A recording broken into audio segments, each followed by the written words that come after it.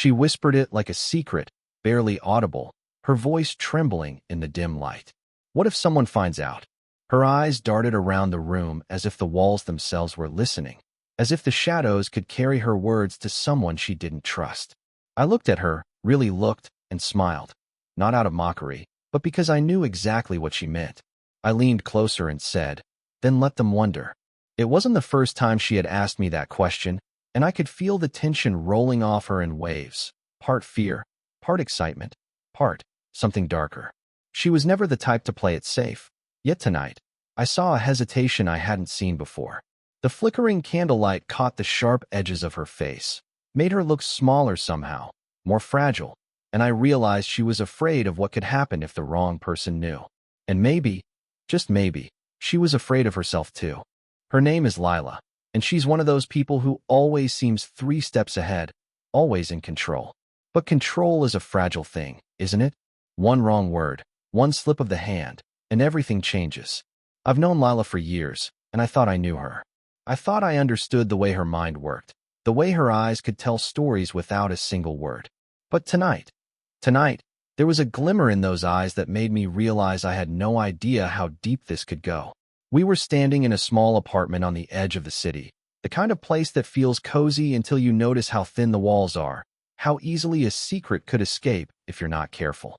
Outside, the rain was tapping against the window, soft at first, then heavier, like it wanted to drown out the sound of our whispers. I felt a thrill in the air, the kind that comes when you know you're about to step into something dangerous, something unforgettable. And there it was, the unspoken thing between us, what we were both thinking but neither dared to say aloud. It was tempting, intoxicating, and utterly forbidden. Lila's fingers fidgeted with the edge of her sleeve, and I could feel her pulse quicken, a silent signal that she was torn. She wanted to run, to hide, to pretend none of this was happening. But I could see it too, the part of her that was curious, the part that wanted to dive in, no matter what. I took a slow breath, trying to steady the excitement that had nothing to do with the storm outside. "Do you want to know the truth?" I asked her softly. She didn't answer right away, just stared at me, and in that silence, I realized something. Nothing would ever be the same after tonight. And then, before she could respond, a sudden knock at the door froze us both.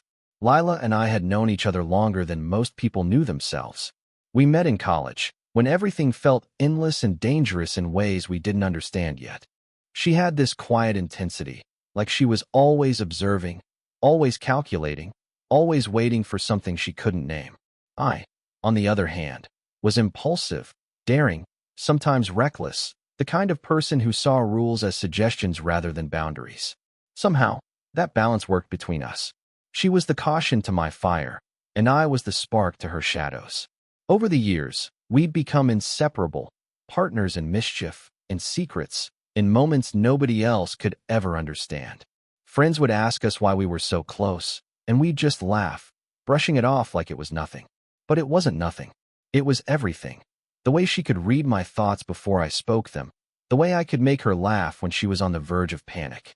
We had a rhythm, a code, a shared understanding that others couldn't touch.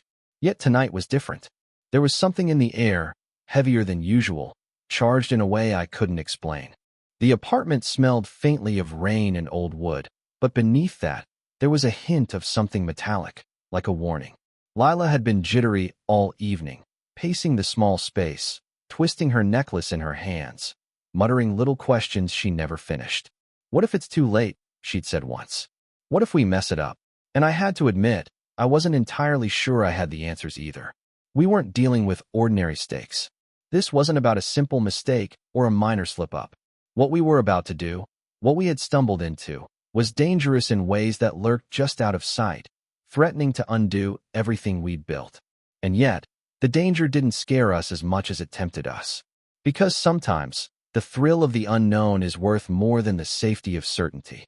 I glanced at Lila as she moved toward the window, peering out at the darkened street.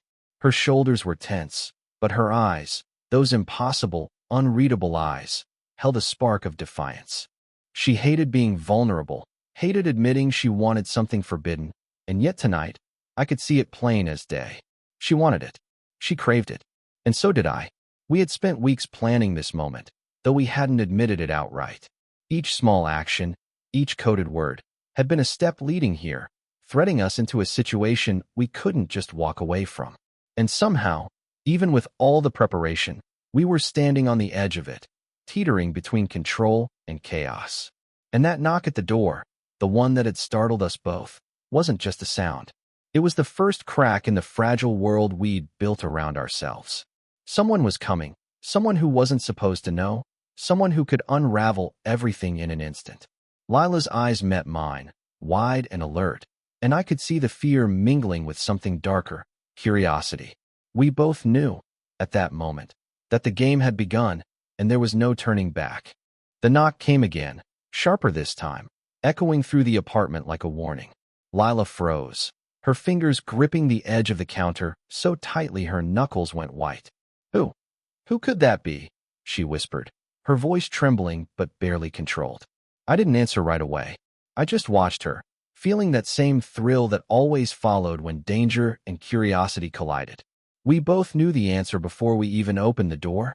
Someone unexpected, someone who shouldn't be here. And that realization made the air between us heavier, charged with tension, like a storm ready to break. Our plan, our carefully crafted steps, suddenly felt fragile, like glass teetering on the edge of a table. One wrong move, and it would shatter. Lila's eyes flicked toward me, searching for reassurance, and I gave her a small, almost imperceptible nod. We can handle this, I said, though my own heart was pounding in my chest. But even as I said it, a part of me wondered if we really could. Because the truth was, we were in over our heads. Every instinct screamed that this wasn't just a small risk, it was a turning point, and we couldn't predict where it would lead. Her breaths came fast, shallow, as she edged toward the door. I followed, close enough to step in if needed, but far enough to let her take the lead. Whoever was out there didn't know the full story, but they were about to walk into the middle of it, and that made my stomach twist with both dread and anticipation. As the door creaked open, a shadow fell across the threshold. I couldn't see their face, just the outline of someone standing there, waiting. And that's when it hit me. This wasn't random. This wasn't a coincidence. Someone knew. Someone had followed the trail, pieced together fragments that we thought were invisible.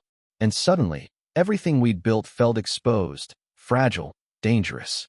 Lila's hand trembled as it hovered near the doorknob, and I could see the conflict in her eyes.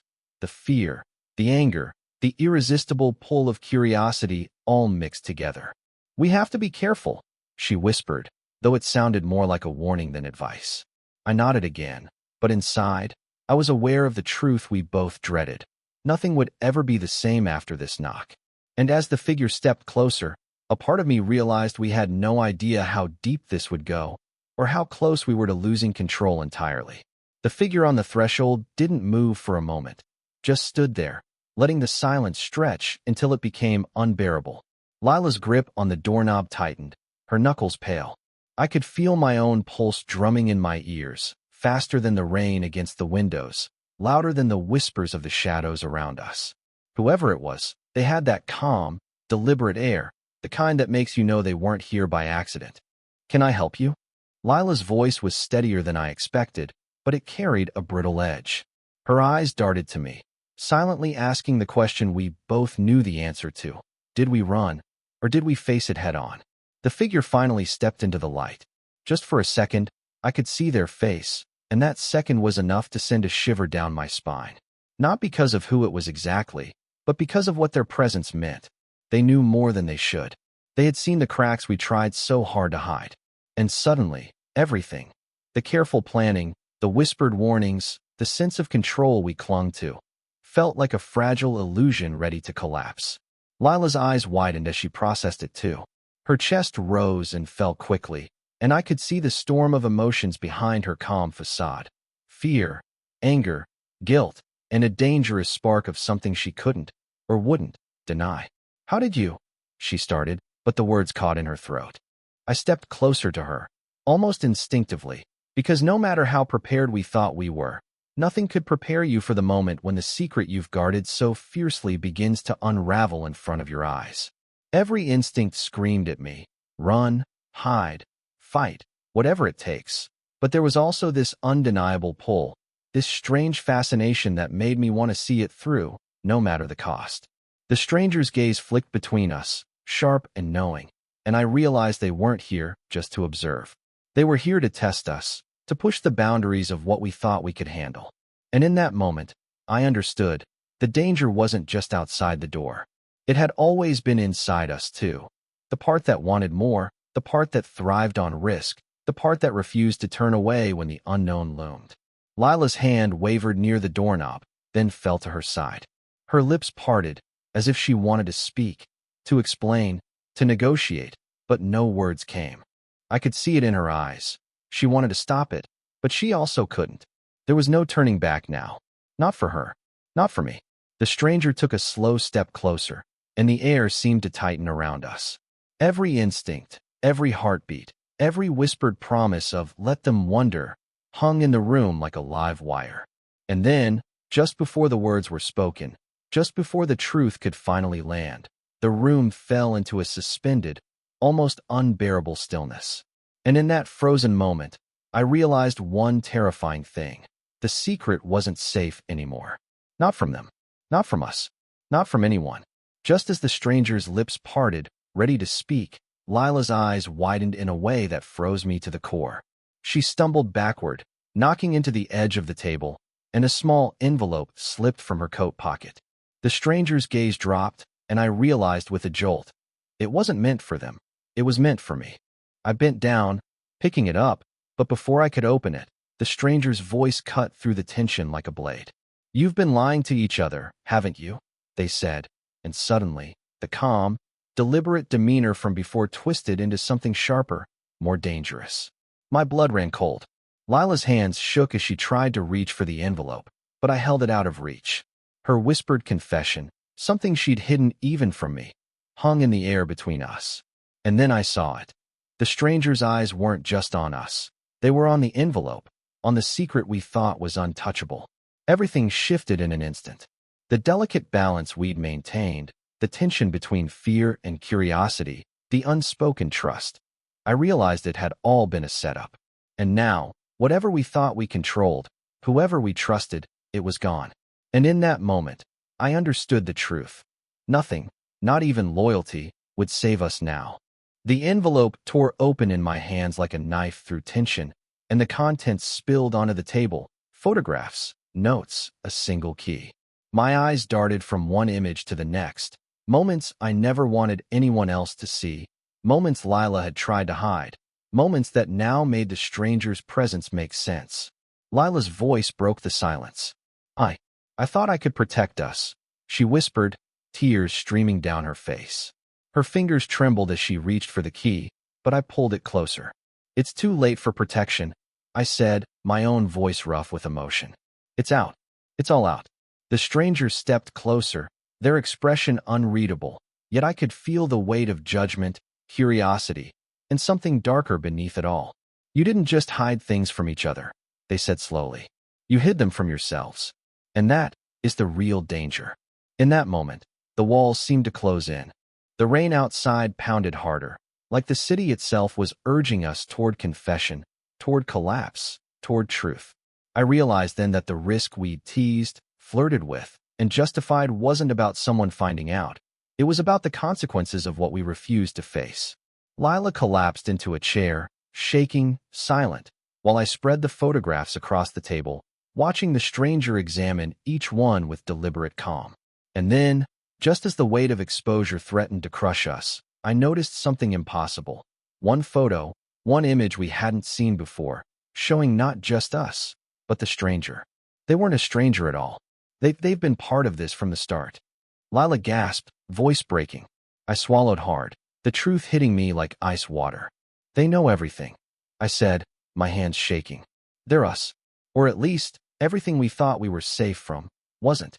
The stranger smiled faintly, almost pitying, almost triumphant. "And now," they whispered, "it's time you see the full picture. Not what you hid, but what you're capable of." At that moment, the air thickened, the storm outside reached a deafening pitch, and the room felt suspended between what was revealed and what was about to happen. Lila's eyes met mine, a mixture of fear, trust, and desperation, and I realized that the night was far from over. and that nothing we thought we knew about ourselves or each other would survive what came next. The storm outside began to fade, leaving a heavy, damp quiet that pressed against the walls of the apartment. Lila and I sat across from each other at the table, the photographs and notes still scattered between us, a chaotic reminder of everything that had happened. The stranger was gone, slipped away as silently as they had appeared, but their presence lingered, like a shadow that refused to leave. Lila reached out, her fingers brushing mine across the table. "I never meant to keep you in the dark," she whispered, her voice trembling. "I thought if I hid it, if I controlled it, maybe we could be safe." Her eyes searched mine, vulnerable, raw, unguarded in a way I hadn't seen before. I shook my head gently. We were never going to be safe, not from ourselves, not from what we wanted, not from the choices we made. I could feel the weight of the night pressing down, but also something lighter, an understanding that the danger had passed, at least for now, and what remained was truth. We went through everything slowly, piece by piece. The notes, the photographs, the key. It wasn't about punishment or blame. It was about recognition, about facing the parts of ourselves we'd tried to ignore. And in that process, I saw Lila not just as the person I'd shared secrets with, but as someone infinitely human, complex, and courageous, even when terrified. Hours passed, though it felt like minutes, and by the time the first light of dawn crept through the blinds, we had laughed, cried, and argued, untangling the threads of the night. Somewhere in that chaos, I realized that what we had feared most wasn't discovery by someone else. It was discovery of ourselves, the raw truths we kept hidden under layers of control and pride. Lila looked at me, her eyes bright with unshed tears, and I knew she understood without a word.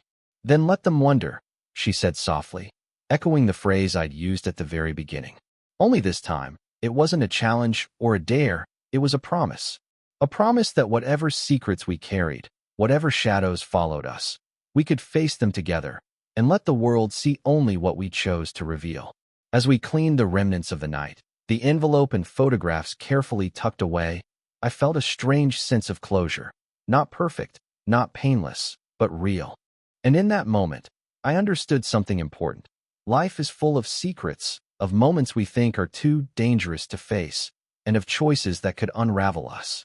But sometimes, the most human, most powerful thing we can do is embrace the unknown, trust the people we care about, and let curiosity guide us, even when it scares us. Lila smiled, a small, knowing curve of her lips, and for the first time that night, I felt peace. The mystery, the tension, the fear, they weren't gone, but they were ours. And whatever came next, we would meet it together, letting the world wonder, and maybe, just maybe, learning that the best stories are the ones you live through, not the ones you hide.